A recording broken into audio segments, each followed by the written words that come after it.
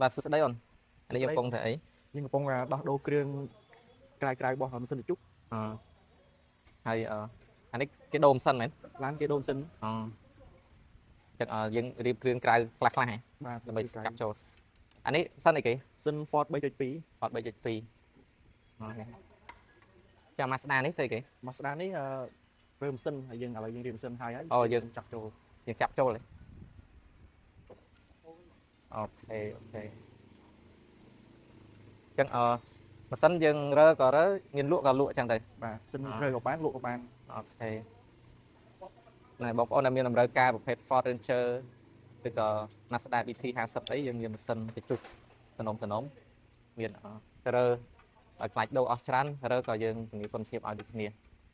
សម្រាប់ប្រភេទ Ford 3.2 ឬក៏ 2.2 អីយើងមានណែបងប្អូនមានតម្រូវការអាចតាក់ទងតាមលេខទូរស័ព្ទខាងលើបានអរគុណ